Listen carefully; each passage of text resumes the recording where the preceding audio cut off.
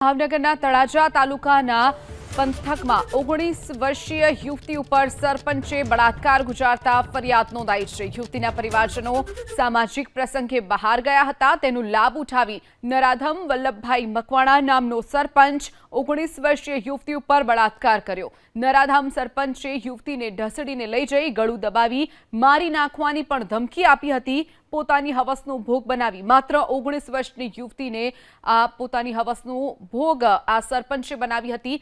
સમગ્ર બનાવ 2 દિવસ પહેલાનો છે, જેમાં હવસખોર વલ્લભભાઈ મકવાણા નામનો આ સરપંચ વિરુદ્ધ તળાજાના દાઢા પોલીસ મથકમાં વિવિધ કલમો મુજબ ગુનો દાખલ કરવામાં આવ્યો છે।